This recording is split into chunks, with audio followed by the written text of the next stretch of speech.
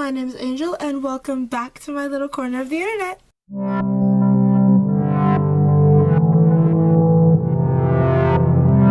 Alrighty, so today's drama is actually one that isn't in Korean.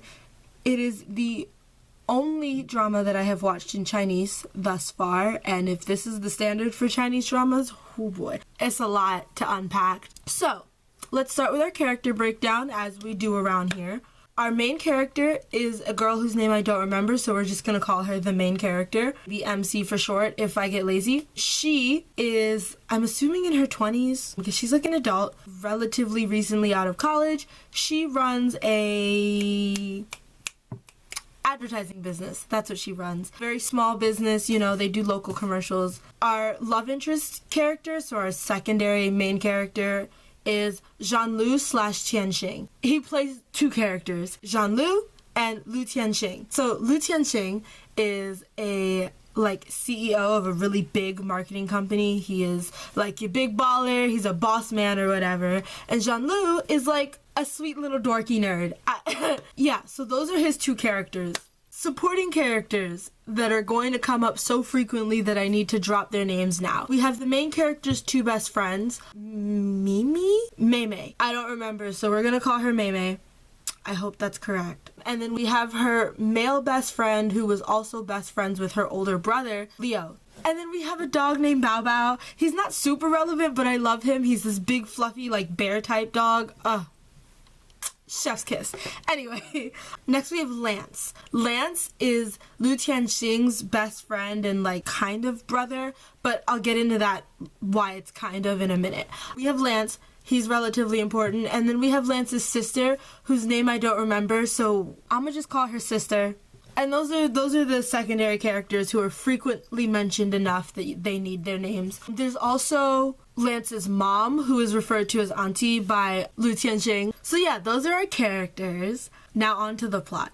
So in the first episode, our main character is like driving this pickup truck full of stuff through town, and Lu Tianxing is driving in a sports car with his roof down behind her. This is relevant because at the top of her pile of stuff in the back of the truck, there's a mysterious jar of pink powder that's kind of like teetering. For some reason it's not secured, and it falls out of the truck when she like drives forward at some point and onto Tianxing, and he's wearing a white suit and a white sports car.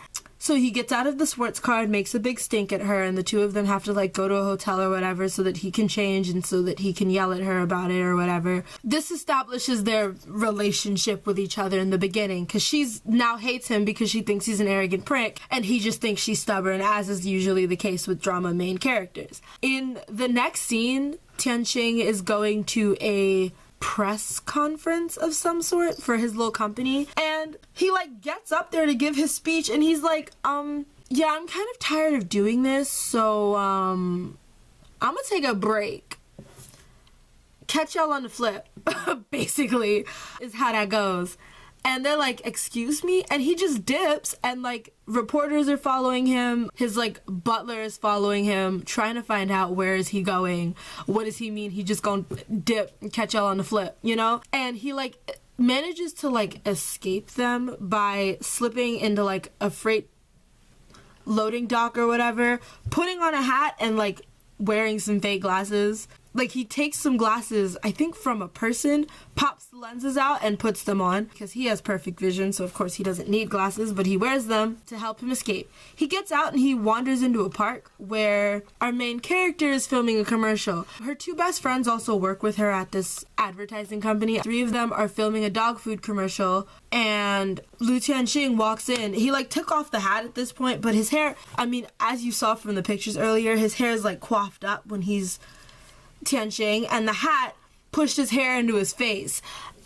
So he like has taken off the hat, but now his hair is like all in his face, like 2009 Bieber cut kind of thing going on. So her best friend sees Tianxing, and she's like, oh, you must be the volunteer who's helping out with this commercial. And he tries to like protest, but that don't work. So now he's helping out with this commercial, and he overhears the main character explaining to her best friend and to Leo that she can't stand Lu Tianxing and thinks he is the most insufferable bastard on the face of the earth. And then she asks the intern what his name is, and so on the spot he makes up the name Jean-Loup. And yeah, he helps out with this little commercial or whatever, and basically he just kind of like kikis with them for a little while. So now he's like Hannah Montana-ing, double lifing it up, you know. He has officially taken like a hiatus at his marketing company, and he's helping out with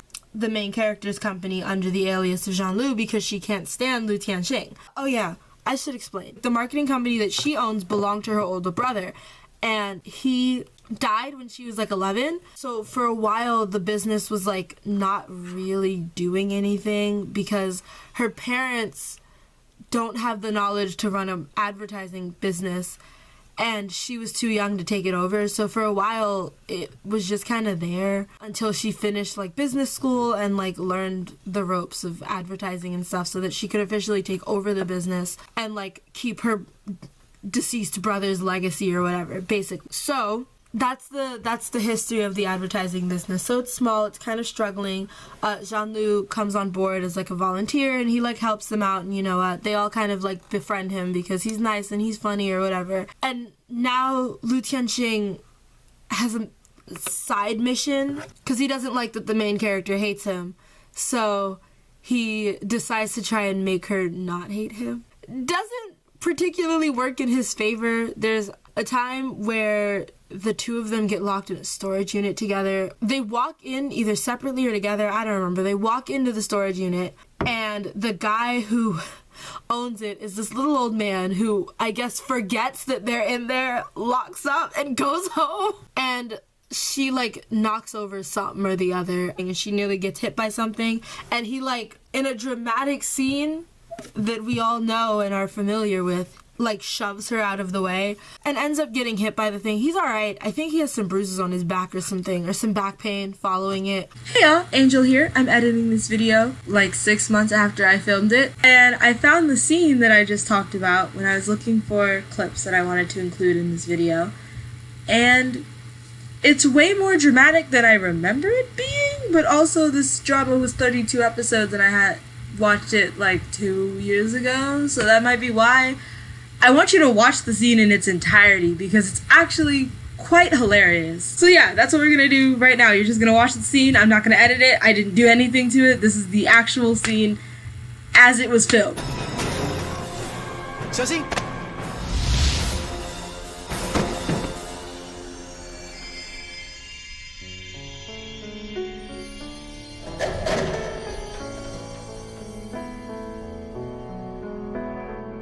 家就在下个路口，我怎么了？还会走错？圣诞节过了多久？我还在过。情人节快乐，天空海阔的尽头。如果我终于能走过那些坡，像朋友那样。 怎么样？没事吧？没事。你干嘛跑来救我啊？你突然砸到头怎么办？我不是说过我会保护你？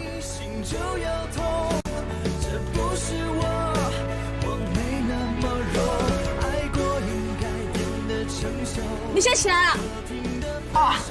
你干嘛推我啊？对不起，对不起，没事吧？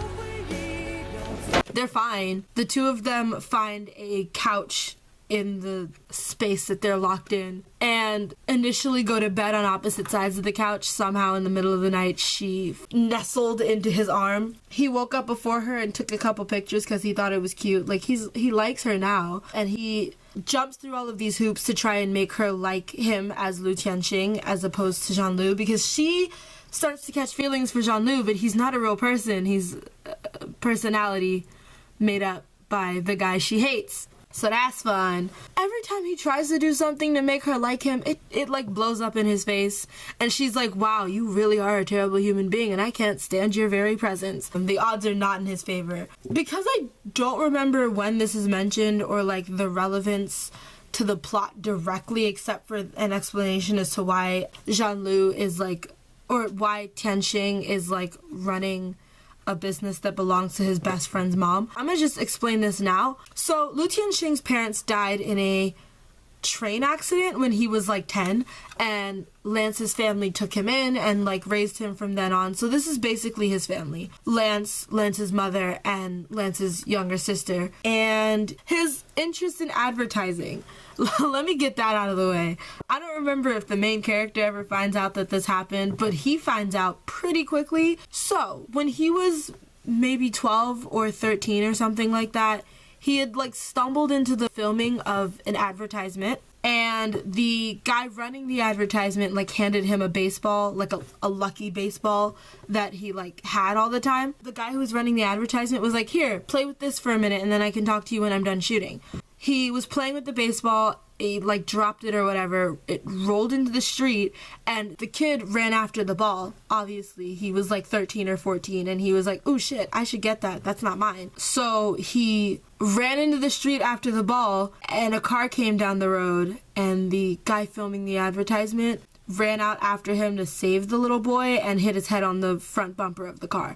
I don't know how that happened, but that's the story we're sticking with. And he died either on the spot or maybe later in the hospital, but ultimately that accident killed him. So that guy is why Lu Tianxing likes advertising to begin with. And when he decides to take a hiatus, he's like, "I've lost my passion, so deuces." And that's why he starts working with the main character. It's because the guy who saved his life was her older brother, so it was his business that got him into advertising in the first place. And so he goes back to his roots or whatever to try and like find out why he's in the business that he's in all over again. The main character doesn't know any of this for a while, but he has the baseball, and the baseball has the company's logo. At some point during the years after her brother died and before she took over, her parents like needed to make money and the business wasn't doing anything, so they like looked for an investor, and he bought like 30% of the company. Oh yeah, another reason why she doesn't like Lu Tianxing is because at some point he like either visits her specifically or her when she's at home and tells them that he wants to like purchase more of the company for the sake of keeping the business from dying, basically. And all of them are very upset because it's kind of like one of the last memories they have of their son/brother. So that's another reason why she doesn't like him. He's just always screwing up, bro. Like, he stayed doing things that make him unlikable. It's crazy. So to keep up the charade of Jean-Lu, he purchases an apartment, buys some new clothing that match Jean-Lu's personality more, and like, he went all in for this Hannah Montana double life, best of both worlds sort of thing, bruh. Because he lives with Lance's family. So he had to come up with some excuses to why he was spending like nights away from the house. It's like a whole elaborate scheme, and like, obviously that kind of thing only works for so long. At some point when he realizes that the main character is super attached to Jean-Lu and he wants her to like him as Tianxing, he decides that the only solution to that problem is to eliminate Jean-Lu from the equation. So the two of them had this heart-to-heart conversation or whatever, where he said that like he was leaving, said he probably wasn't coming back because he had to go home because of something that was going on with his parents. Basically, that was his excuse. The main character is basically heartbroken by this because she was real attached, and so he caves and brings Jean-Lu back. And like, the butler, who I believe is named Arthur. It doesn't matter. We're gonna keep calling him Butler for the sake of me not forgetting. The butler is like, "You know, you like can't keep this up forever, right? Like, you're gonna have to tell her the truth at some point." And he's like, "I mean, I'd rather her like me as Jean-Lu than whatever, stupid." But eventually, you know, the smoke and mirrors no longer works, and she finds out the truth. Surprise! Yeah, she finds out that he's not who he said he was, and she's very upset because something happens and her parents are like super stoked that Jean-Lu exists. Something Jean-Lu does gets him like a bunch of praise from her family, and her dad insists on giving him like 30% of the company for doing something for them. I don't remember what he did, but he did something. Then the main character finds out that Jean-Lu and Lu Tianxing are the same person, and she's like, she thinks basically that he did it specifically to get more stock in the company. Well, because now he owns enough of it that it is technically now his business. So he can overrule her decisions in this, that, and the third. Because Jean-Lu got 30% and he had previously owned 30% as Tianxing, it kind of seems like he was underhandedly trying to earn enough of the business to actually own it. So because she's mad, rightfully so, she don't want to talk to him. She don't want to see him. She don't want to look at him. And he tries to apologize and he tries to get her to talk to him. I forgot to mention this. Like, the sister, she's like madly in love with Tianxing and has been for years. He sees her as nothing more than a younger sister, though. Does that stop her? No. So she is following Tianxing for some reason. And Tianxing goes to talk to the main character, who, when he like pulls up, hops in the company vehicle and vroom vrooms off. And so he gets in his car and follows her. And Miss Crazy gets in her car and follows him. She's trying to talk to him and he's trying to talk to the main character. She drives all the way up to some sort of like a cliff. It's not a super high cliff, but like it's a steep enough drop into some water and rocks. She gets out of her car because she drove up to a cliff like a dummy, and he gets out of his car to follow her, and then Miss Crazy gets out of her car to follow him, and he's trying to talk to her while Miss Crazy is also trying to talk to him. So the main character is trying to get away from Tianxing, and she has to forcibly remove him from her, which causes her to fall. And so Tianxing is holding her over the edge of the cliff, and Miss Crazy tries to go help, and she's wearing wedges, so she ends up falling over the edge of the cliff too. So now he's trying to hold both of them up, one on each arm. Shout out to his upper body strength. I don't know how anyone has the arm strength to hold two full-size adults. So it's a really awkward situation where he's like holding one on each arm and they're both dangling off the edge of the cliff, and Tianxing's attention is pretty much entirely on the main character at this point.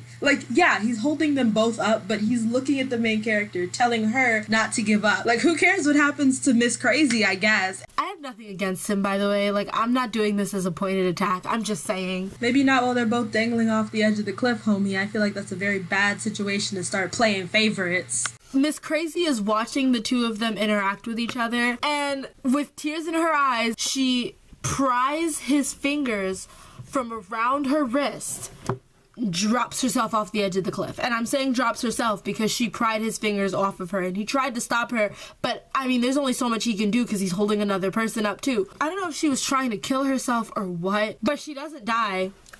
That could have been a nice way to end that plot point, but she doesn't die. And here's where the plot goes all over the damn place. So, she didn't die, but she's paralyzed from the waist down. She's in the hospital, and their mom guilts Tianxing into feeling responsible for this, so he starts to take care of her. Even though he has, I guess in theory, made up with the main character, he can't really talk to her. The two of them do end up making up following the situation, but because he's at the beck and call of Miss Crazy, he can't really hang out with her as much or talk to her that often. He doesn't go by the advertising studio anymore. I don't remember if he gives them back the company yet.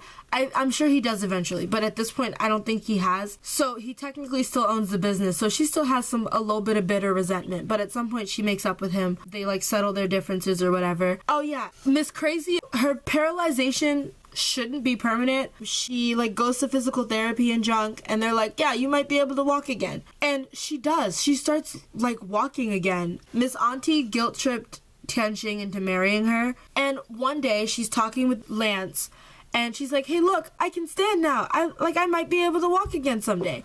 And Lance tells her that she can't show anybody that she can walk, because if she does, Tianxing is probably going to leave her, which is true, because the only reason he's sticking around is because he feels guilty for her being paralyzed in the first place. This is why she has the nickname Miss Crazy, because she takes his words to heart and very literally, and decides that not only can she not show him that she can walk, but she has to make it true that she can't walk. She stops taking her meds, she stops going to physical therapy, and on a day, she and Tianxing go and visit the main character, who's with her best friends and at her house right now, and they invite them all to go on a weekend trip somewhere, and they agree to go.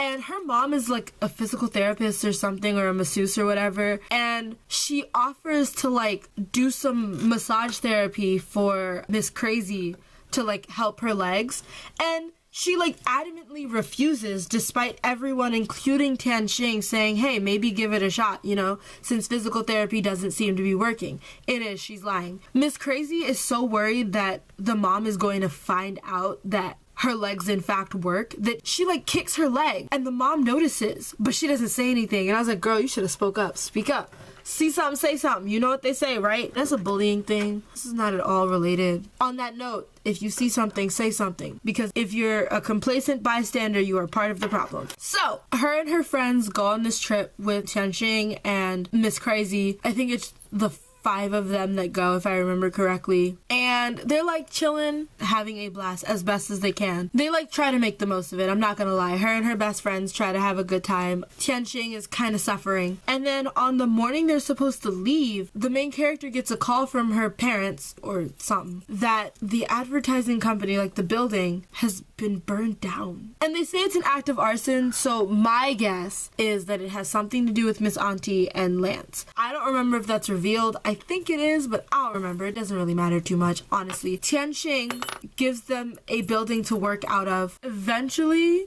like a while later, like a couple weeks before the wedding later, Leo is going through the pictures that they took on vacation, and there's a picture that the trio of friends took, like a selfie that they took, and in the background, guess what you can see? Miss Disabled standing up to reach a bottle of water on a top shelf. So Leo prints the pictures and takes them to Tianxing, and he brings this up to her, who is like, I can't walk, very apathetic about the fact that, like, yeah, no, I can't walk. I don't know what you're talking about, but we can go to the hospital and find out for sure whether or not I can walk. The doctor tells her she is in fact still paralyzed. Her mom and brother look very confused because she wasn't supposed to actually be paralyzed. She was supposed to be faking it. He finds out that she's been skipping physical therapy. He goes into her room and finds the pills that she's been hiding in an empty jewelry box.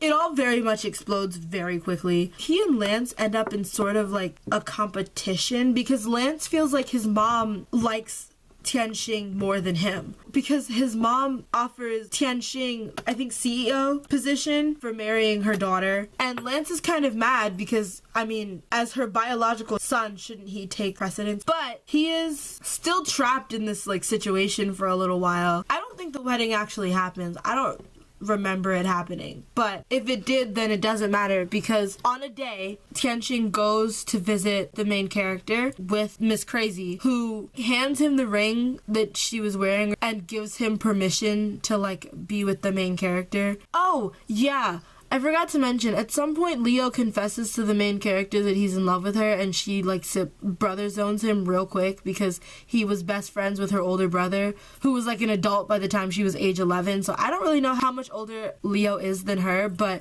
she's not into him. So that's a really awkward situation. Leo starts dating Miss Crazy afterwards, and the two of them go to the US to try and find her a doctor that can fix her self-inflicted nerve damage.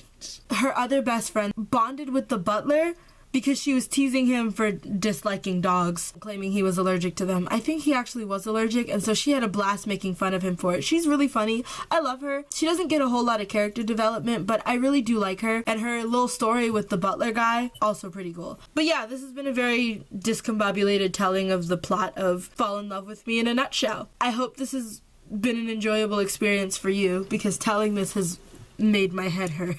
Watching it also made my head hurt. But I had fun, and thank you all for watching. Wait. At the end of all of my videos, I'm going to include a question that you can drop the answer to down below in the comment section. This week's question is, what is the craziest drama that you have ever watched? It doesn't have to be in Korean. It can be in any language, honestly. I find that the plots get more and more chaotic depending on the language. If it's a telenovela, that's cool too. I haven't actually watched any of those. The closest I got was Jane the Virgin. But yeah, drop the answers down below in the comments. Like and share this video if you so please. Hit the subscribe button in the corner and hit the little red, nope, the bell is not red, but hit the little bell so that you can get notifications for when I post if you want to hear more of my convoluted attempts at telling stories. You can also comment down below if there's a specific show or movie that you want me to review, and I'll try to watch it so that I can give you a synopsis of it. I haven't actually said that in any of my videos yet, but yeah, this is the actual end of the video, and you are now officially free to leave if you decided to stay this long. Bye-bye!